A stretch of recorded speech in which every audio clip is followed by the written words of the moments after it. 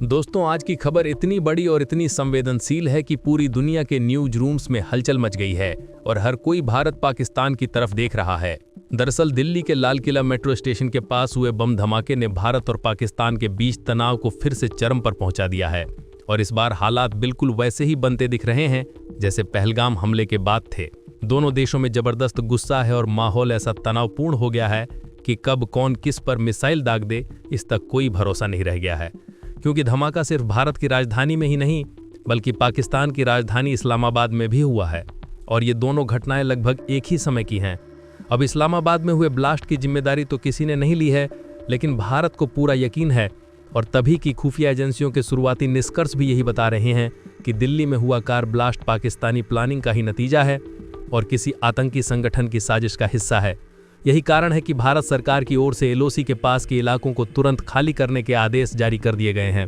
और ये कोई मामूली कदम नहीं है बल्कि ये संकेत है कि सरकार किसी बड़े ऑपरेशन की तैयारी में है।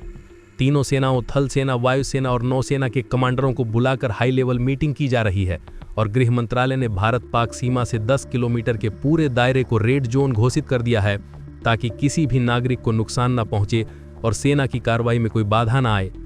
कश्मीर घाटी में पर्यटन स्थलों जैसे पहलगांव, गुलामर्ग, सोनमर्ग, श्रीनगर और जम्मू श्रीनगर नेशनल हाईवे की यात्रा पर भी पूरी तरह से रोक लगा दी गई है और सभी पर्यटकों को वापस भेजने के निर्देश दिए गए हैं। वहीं सीमावर्ती इलाकों में गश्त कर रहे जवानों को भी हाई अलर्ट पर रखा गया है और पेट्रोलिंग दोगुनी बढ़ाने के साथ साथ हर संदिग्ध गतिविधि पर नजर रखने के आदेश जारी हुए हैं। इस बीच रक्षा मंत्री राजनाथ सिंह, एनएसए अजीत डोभाल और तीनों सेनाओं के प्रमुख यानी थल सेना प्रमुख, वायुसेना प्रमुख और नौसेना प्रमुख वार रूम में लगातार घंटों मीटिंग कर रहे हैं और हर संभव विकल्प पर विचार किया जा रहा है। पीएम मोदी भी अपनी भूटान यात्रा बीच में ही छोड़कर दिल्ली लौट आए हैं, जो यह साफ संकेत देता है कि स्थिति कितनी गंभीर है। अब बात करते हैं उस दूसरी बड़ी खबर की जिसने पाकिस्तान और चीन दोनों के ही पसीने छुड़ा दिए हैं और उनकी नींद उड़ा दी है। दरअसल भारत ने इस समय इजरायल के साथ एक बेहद बड़ी और रणनीतिक मिसाइल डील साइन की है और ये डील भारत की डिफेंस कैपेबिलिटी को कई गुना बढ़ाने वाली है। इजरायल जो खुद मिडिल ईस्ट में अपनी सुरक्षा प्रणाली के लिए जाना जाता है, अब भारत को ऐसे एडवांस्ड एयर डिफेंस सिस्टम्स देने जा रहा है जो किसी भी रॉकेट या मिसाइल को हवा में ही पूरी तरह नष्ट करने की क्षमता रखते हैं। इनमें बराकेट, आयरन डोम और डेविड स्लिंग जैसे अत्याधुनिक डिफेंस सिस्टम शामिल हैं, जिनकी रेंज 70 किलोमीटर से लेकर 250 किलोमीटर तक है और जो एक साथ कई टारगेट्स को ट्रैक करके नष्ट कर सकते हैं।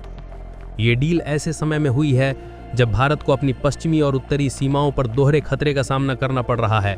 एक तरफ पाकिस्तान आतंकवाद के सहारे हमला कर रहा है और दूसरी तरफ चीन अपनी सीमा पर अपनी गतिविधियां लगातार बढ़ा रहा है और अपनी सैन्य उपस्थिति मजबूत कर रहा है।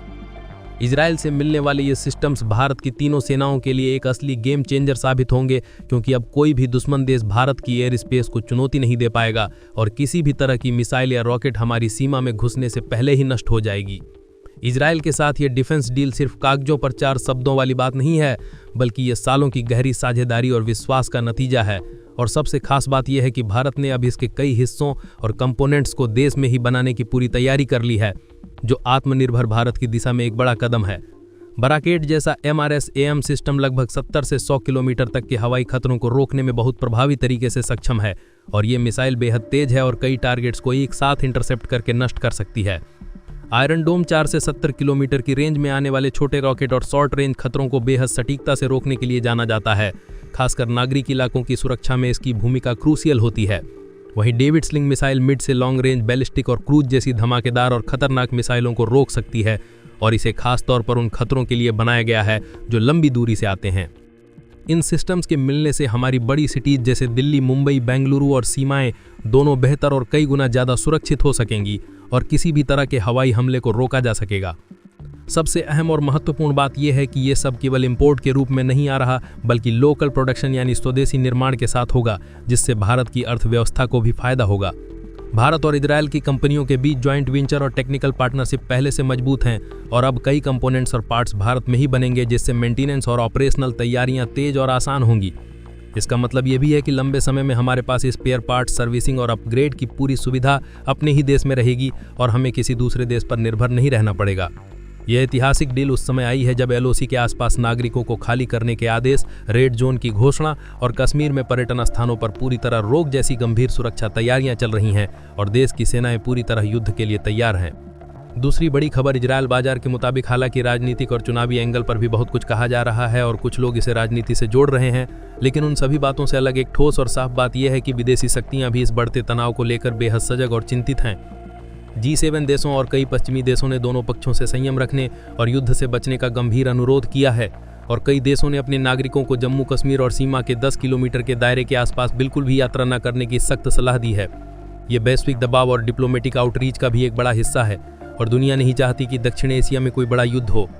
अब बात करनी बेहद जरूरी है हमारी सेना की तैयारियों की और ये जानना जरूरी है कि भारतीय सेना इस समय क्या कर रही है। अगर सुरक्षा एजेंसियां जैसे मोहम्मद जैसे आतंकी संगठन पर शक जता रही हैं तो एयर डिफेंस और टेक्निकल इंफ्रास्ट्रक्चर की मजबूती उसी शक को ठुकराने और देश को सुरक्षित रखने की क्षमता देती है। यानी अगर दुश्मन किसी भी तरह का रॉकेट या मिसाइल लॉन्च करने की कोशिश करेगा तो हमारे पास उसे हवा में ही रोकने की कई परत मौजूद रहेंगी और कोई भी हमला सफल नहीं हो पाएगा। इसी वजह से वार रूम में मीडिया रिपोर्ट्स के हिसाब से कई रणनीतिक विकल्पों पर गहन चर्चा हो रही है और तीनों सेनाओं के कमांडर पूरी तरह सतर्क और तैयार हैं। अंत में एक बड़ी और महत्वपूर्ण तस्वीर ये भी है कि भारत अपनी रक्षा आत्मनिर्भरता की तरफ भी बहुत तेजी से बढ़ रहा है और खुद अपनी सुरक्षा प्रणालियां बना रहा है। इजरायल से टेक सपोर्ट और लोकल प्रोडक्शन के साथ साथ भारत ने मिशन सुदर्शन चक्र और कई अन्य स्वदेशी पहलों पर भी काम तेज कर दिया है ताकि भविष्य में देश की सुरक्षा के लिए पूरी तरह से घरेलू सिस्टम तैयार रहें और हम किसी पर निर्भर ना रहें। इससे न सिर्फ तात्कालिक खतरे बेहतर तरीके से निपटेंगे बल्कि दीर्घकालिक रणनीति भी बहुत मजबूत होगी और भारत एक दुनिया की बड़ी सैन्य शक्ति बनेगा। फिलहाल अगर बराकेट की बात करें तो यह आमतौर पर 70 से 100 किलोमीटर की रेंज में हवाई खतरों को बहुत प्रभावी तरीके से रोकता है और ये मिसाइल बेहद तेज है और कई टारगेट्स को एक साथ इंटरसेप्ट करके नष्ट कर सकती है। आयरन डोम 4 से 70 किलोमीटर की रेंज में आने वाले छोटे रॉकेट और शॉर्ट रेंज खतरों को बेहद सटीकता से रोकने के लिए जाना जाता है। खासकर नागरिक इलाकों की सुरक्षा में इसकी भूमिका क्रूशियल होती है। वहीं डेविड स्लिंग मिसाइल मिड से लॉन्ग रेंज बैलिस्टिक और क्रूज मिसाइलों के खिलाफ एक मजबूत रक्षा परत देता है और बड़े हमलों को रोकने में अहम साबित होता है। दिल्ली धमाके की जिम्मेदारी अभी साफ नहीं है, लेकिन शुरुआती शक जैसे मोहम्मद पर है और जांच एजेंसियां हर एंगल से पड़ताल कर रही हैं। सरकार द्वारा LOC के आसपास के इलाकों को खाली कराना और उन्हें रेड जोन घोषित करना भी इस बात का संकेत है कि खतरा सामान्य नहीं है और ये निर्णय गहरी सैन्य जांच के समदो है सामान्य के लिए विश्लेषण के बाद लिया गया है। कुछ राजनीतिक दल इसे चुनावी माहौल से जोड़ रहे हैं, लेकिन सुरक्षा एजेंसियां इसे पूरी गंभीरता से जांच रही हैं। शुरुआती कॉल डिटेल्स और गतिविधियां पाकिस्तान ऑक्यूपाइड कश्मीर की दिशा में इशारा कर रही हैं। इसलिए यह भी माना जा रहा है कि अगर ये कनेक्शन अंतिम तौर पर साबित होता है तो भारत केवल कूटनीतिक तक सीमित नहीं रहेगा बल्कि सैन्य विकल्प भी अक्रिय हो सकते हैं। सूत्रों से मिली जानकारी के अनुसार कहा जा रहा है कि अगर जांच में पाकिस्तानी कनेक्शन पूरी तरह साबित हुआ तो भारत सिर्फ कूटनीतिक जवाब नहीं देगा बल्कि सैन्य स्तर पर एक सीमित लेकिन बेहद सटीक स्ट्राइक की तैयारी पहले से ही रखे हुए हैं। तो दोस्तों, ये थी आज की पूरी अपडेट जो काफ़ी रिसर्च और मेहनत के बाद आपके सामने रखा गया है। बाकी आप लोग इस पूरे मुद्दे पर क्या सोचते हैं कमेंट में ज़रूर बताइएगा। और दोस्तों, जाते जाते एक छोटी सी हेल्प कर दीजिए, इस वीडियो को एक लाइक करके अपने दोस्तों तक शेयर करके हमारी मेहनत को सपोर्ट कर दीजिए।